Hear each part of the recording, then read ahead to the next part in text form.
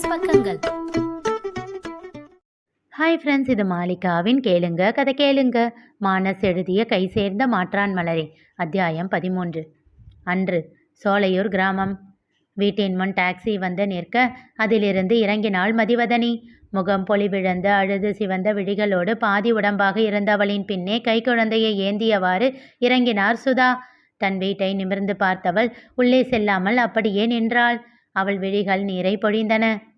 எத்தனை ஆசைகள், எத்தனை கனவுகளோடு கதிரேசனை தேடி இந்த வீட்டை விட்டு சென்றாள். நீண்ட தொடர்கதையாக நீண்டு சென்றிருக்க வேண்டிய அவர்கள் வாழ்க்கை அநியாயமாக ஒரு சிறுகதை போல் முடிந்து விட்டதே. இல்லை, சிறுகதை கூட இல்லையே, ஒரு பக்க கதை போல் பட்டென்று முடிந்துவிட்டது. 2.5 வருட வாழ்க்கைதான். அதற்குள் கடவுள் அவள் அத்தானை அழைத்து கொண்டாரே, ஏன் இந்த அவசரம்? டாக்ஸிக்கு பணம் கொடுத்து அனுப்பிவிட்டு வந்த தங்கராஜ் சுதாவிடம் எரிச்சலாக கூறினார். இன்னும் என்ன வெளியவே நின்றுக்கிட்டு இருக்கா? அக்கம் பக்கத்து கூட்டம் சேர்ந்து காட்சி பொருளை ஆகிறதுக்குள்ள வீட்டுக்குள்ளே போய் தொலைய சொல்லு. தந்தையின் சுடு சொற்கள் அவளை காயப்படுத்தின. இதற்கு முன்பும் நிறைய முறை திட்டு வாங்கியிருக்கிறாள். ஆனால் அதில் வெறுப்பு இருந்ததில்லையே. இப்போது முகத்தை பார்ப்பதை கூட தவிர்த்து விட்டார். நேராக அவளிடம் பேசுவதே இல்லை. அம்மாவிடம் பேச்சு வாக்கில் தனக்கு கட்டளை கிடைக்கின்றது. மனம் நொந்து போனாள் மதிவதனி. உள்ள போடி. சுதாவின் குரலில் சுயமுணர்ந்து வீட்டிற்குள் சென்றாள். அவள் அறையின் மெத்தையில் குழந்தையை படுக்க வைத்துவிட்டு, பாப்பா தூங்கும்போதே நீயும் கொஞ்ச நேரம் தூங்குடி. வீட்டில் எல்லாத்தையும் அப்படியே போட்டுட்டு ஓடி வந்தேன். சமையல் கட்டு எந்த லட்சணத்தில் இருக்குன்னு தெரியல. சரி பண்ணிட்டு கொஞ்ச நேரம் கழித்து ஏதாச்சும் சாப்பிட கொண்டு வரேன். இந்தா, பசிச்சா இந்த ஆப்பிளை சாப்பிடு. அவள் பதில் சொல்லவில்லை. அவள் கையில் பழத்தை திணித்து விட்டு சென்றார். அவளோ உறங்கிக் கொண்டிருக்கும் குழந்தையையே வைத்த கண் வாங்காமல் பார்த்து கொண்டிருந்தாள்.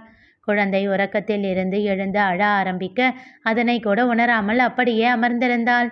சமையலறையில் இருந்து வேகமாக ஓடி வந்தார் சுதா. பாப்பா அழறா பாருடி, பால் கொடு என்றவாறே அவளை தூக்கி வதனியின் கையில் கொடுக்க, அம்மா என்றாள் வேதனையான பார்வையோடு. குடுடி என்றவரின் விழிகளும் நீரை பொழிய அவள் தலையை ஆதுரமாக கோதினார். குழந்தை பசியார ஆரம்பித்துவிட வதனியின் அருகில் அமர்ந்து அவர் கண்ணீரை துடைத்து விட்டார். அம்மா, நீயும் என்னை வெறுத்துட்டியாமா? ஏக்கத்தோடு ஒலித்த அவள் குரலில் அவர் மனம் பிசைந்தது. இல்லை என்பதை போல் தலையசைத்து விட்டு எழுந்து சென்று விட்டார். சிறிது நேரத்தில் தோளில் மாட்டிய பையோடு வீட்டிற்கு வந்து சேர்ந்தான் நிலவன். அவன் தற்பொழுது சிதம்பரத்தில் உள்ள கல்லூரியில் படித்து கொண்டிருக்கிறான். அவனை கண்டு முறைத்தார் தங்கராஜ். இப்போ எதுக்கு லீவ் போட்டுட்டு வந்திருக்க? அக்காவை பார்க்க, மெல்லிய குரலில் கூறினான். ஆமாம், நீ பார்த்து மட்டும் என்ன ஆக போகுது? சொல்ல சொல்ல கேட்காம போனா இல்லை, இப்போ பாரு எப்படி வந்து நிற்கிறான்னு. இதுக்கு தானே நானும் அத்தையும் தலைப்பாடாக அடிச்சுக்கிட்டோம். நிலவன் அமைதியாக நின்றான். போய் பாரு. வதனியின் அறைக்குள் சென்றவன் அவள் நிலை கண்டு அவளை அணைத்து கொண்டு வெடித்து அழுதான். அவளை தன் தோளில் சாய்த்து கொண்டான். இருவரின் இடையே வெறும் கண்ணீர் மட்டுமே பாஷையாகி போனது. அப்போது வீட்டின் முன் வண்டி வந்து நிற்கும் சத்தம் வந்தது. அதை கேட்டதும் வதனியின் உடல் நடுங்கியது. நிலவனை இன்னும் இறுக்கமாக பற்றி கொண்டாள். ஒரு புயலை போல் காரில் இருந்து இறங்கினார் மரகதம். டேய் தங்கா! அவர் குரலில் பதறி அடித்து வெளியில் ஓடி வந்தார் தங்கராஜ். அவர் முகத்தை பார்க்கும் சக்தி இல்லாத தலையை குனிந்து நின்றார். அன்னைக்கு என்னவோ சொன்னியே, கதிரோட உயிருக்கு ஆபத்துன்னு தெரிஞ்சா உன் பொண்ணு அவன் மேலே இருக்கிற ஆசையை விட்டு கொடுத்துடுவான்னு. இதோ நீ சொன்னதுக்கு அப்புறமும் மதிக்காம போய் என் பையனை முழுங்கிட்டு வந்து நிற்கிறாளே, என் ஒரே பையனுக்கு என்ன பதில் சொல்ல போறா அவ? அவர் கூறியதை கேட்டு திகைத்து நிலைவனை பார்த்தாள் வதனி. நிலவா, அத்தா என்னடா சொல்றாங்க? நீ ஏங்கா இப்படி பண்ண? அத்தானோட உயிருக்கு ஆபத்துன்னு அப்பா சொல்லியும் கேட்காம இப்படி பண்ணிட்டியே. அப்பா சொன்னாரா? எப்போ? என்னக்கா இப்படி கேட்குற? அத்தான் ஊருக்கு போகிற அன்னைக்கு அத்தை கிட்ட பேசிட்டு வந்து இது உன்கிட்ட சொன்னாராமே. அவள் மனதில் பேரிடியாக வந்து இறங்கியது அந்த செய்தி. நிகழ்ந்தது அவளுக்கு ஒரு நொடியில் புரிந்தது. அவள் கண்ணீர் நின்றது. அவள் முகமும் மனமும் இறுகி போனது. தன் கண்களை மூடிக்கொண்டாள். நான் வாழ்ந்த வாழ்க்கை கூட சேர்த்து நான் இதுக்கு மேலே வாழப்போகிற வாழ்க்கையையும் நீங்கள் தான் முடிவு பண்ணீங்களா தான்? 2 பேரும் காதலர்களாகவே கடைசி வரைக்கும் இருந்திருக்கலாமே. இப்போ இப்படி என்னை நெருப்பில் நிற்க வச்சுட்டு போயிட்டீங்களே அத்தான். இனி இப்படி நான் தான் என் வாழ்க்கை கடக்கணும்னு ஆசைப்பட்டீங்கல்ல? ஏற்றுக்கிறேன், எல்லாத்தையும் ஏற்றுக்கிறேன். கதிரிடம் மனதிற்குள் சொல்லி கொண்டவள் தன் உணர்ச்சிகளை துடைத்து எறிந்தாள். உயிருள்ள ஒரு ஜடமாக மாறி நின்றாள். இன்று தன் பைகளை எடுத்து கொண்டு வந்து ஹாலில் வைத்தாள் வதனி. எல்லாம் ஞாபகமாக எடுத்துக்கிட்டியாடி? சுதா கேட்டார். அங்கே அமர்ந்திருந்த தங்கராஜை பார்த்தாள். அவள் பார்வையை தவிர்த்துவிட்டு தன் பையிலிருந்து கொஞ்சம் பணத்தை எடுத்தார். சுதா, அவர் அருகில் சென்றார். சுதா, இந்தா, இது அவகிட்ட கொடு. மேற்கொண்டு செலவுக்கு வேணும்னாலும் கேட்க சொல்லு. சம்பாதிக்க ஓடிக்கிட்டு இருக்க வேண்டாம். குழந்தைய பத்திரமா பார்த்துக்க சொல்லு. அவர் கையில் இருந்த பணத்தை வாங்கி வதனியிடம் நீட்ட மறுக்காமல் அதனை வாங்கி கொண்டாள் அவள். தன் தந்தையின் முகம் பார்க்க அவரோ அவள் முகத்தை பார்க்கவே இல்லை. விரக்தியான மனதோடு கிளம்ப தயாரானாள். பிரீத்தியும் நிலவனும் அறையில் இருந்து வெளியில் வர, பார்த்து பத்திரமா கூட்டிகிட்டு போய் விட்டுட்டு வா என்றார் நிலவனிடம். சரிப்பா. பிரீத்தி அவனுக்கு ஜாடை காட்ட, அப்பா, உங்ககிட்ட ஒரு விஷயம் சொல்லணும் என்றான். வதனியின் கைப்பிடித்து நின்றிருந்த இளவரசியிடம் சென்ற பிரீத்தி, பட்டு, உன் ஃப்ரெண்ட்ஸ் எல்லாருக்கும் பாய் சொல்லிட்டியா என்றாள். இல்லை அத்தை, உதட்டை பிதுக்கினாள். வா, நாம் போய் பாய் சொல்லிட்டு வருவோம் என்று அவள் கைப்பிடித்து வீட்டை விட்டு வெளியே அழைத்துச் சென்றாள்.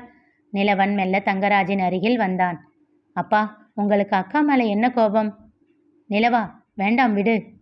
அக்கா, நீ கொஞ்ச நேரம் சும்மா இரு. நான் இன்னைக்கு இவர்கிட்ட பேசித்தான் ஆகணும். எதுவும் மாறப்போறது இல்லைன்னு நீ சொல்லலாம், ஆனால் அப்பா மாற வாய்ப்பு இருக்குல்ல என்று விட்டு தங்கராஜிடம் திரும்பினான்.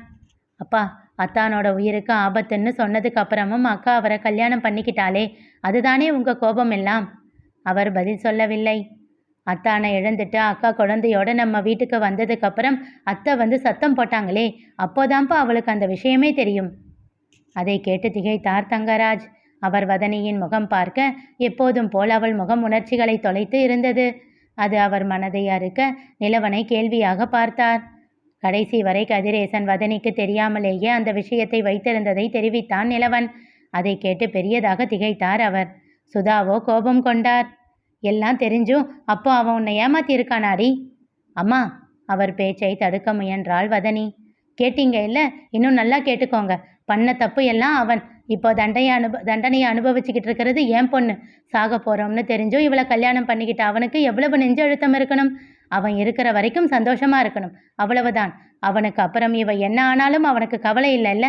சே, என்ன ஒரு சுயநலவாதி! கோபத்தில் வெடித்தார். அம்மா, போதும், அத்தானை எதுவும் சொல்லாதம்மா.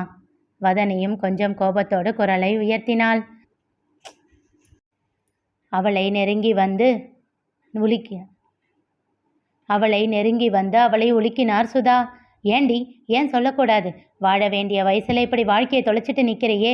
உன்னை பார்க்கும்போதெல்லாம் இந்த பெத்த வயிறு பற்றி எரியுதடி. ஐயோ ஐயோ, எந்த தப்பும் பண்ணாமல் இதோ இவர்கிட்ட இருந்து இந்த 5 வருஷமா விஷம் மாதிரி வார்த்தைங்களை வாங்கிக்கிட்டு இருக்கியே. ஒவ்வொரு தடவையும் என் மனசு எவ்வளவு ரணப்பட்டுச்சுன்னு எனக்கு தாண்டி தெரியும். நீ வீட்டை விட்டு போகிறது தெரிஞ்சும் அமைதியாக இருந்தேனேன்ற ஒரே காரணத்துக்காக இத்தனை நாள் இவர் பேசுறதுக்கெல்லாம் வாயை முடிக்கிட்டு இருந்தேன். இப்போ இவர் என்ன பதில் சொல்ல போறார்? தங்கராஜ் வதனியை பார்க்க அவளோ பார்வையை எங்கேயோ வெறித்து வைத்து விரக்தியாக புன்னகைத்தாள். அம்மா, அத்தானுக்கு நானுன்னா உயிர்மா. நான் கஷ்டப்படணும்னு அவர் எப்படி நினைப்பாரு? இவ்வளோ சீக்கிரம் என்னை விட்டுட்டு போயிடுவாருன்னு நினச்சிருக்க மாட்டாரு, அவ்வளோதான். அப்புறம் என்றவள் பொங்கி வந்த துக்கத்தை எச்சில் கூட்டி விழுங்கினாள். அவர் இல்லாமல் போனால் நீ சொன்ன மாதிரி நான் இப்படி தனியாக நரகத்தில் நிற்பேன்னு நினச்சி பார்த்துருக்க மாட்டாரு. அதனால் அப்படி பண்ணிட்டாரு. விடுமா என்று விட்டு, நிலவா, கிளம்பலாம் வா என்று பையை எடுத்து கொண்டவள் முகம் மீண்டும் உணர்ச்சிகளை துடைத்து விட்டிருந்தது. அவள் வார்த்தைகள் சாட்டை அடியாக தாக்க செய்வதறியாது அவளை பார்த்தார் தங்கராஜ். இனி நிகழப்போவது என்ன தெரிந்து கொள்ள தொடர்ந்து கேளுங்க. கதை கேளுங்க. மீண்டும் சந்திப்போம்.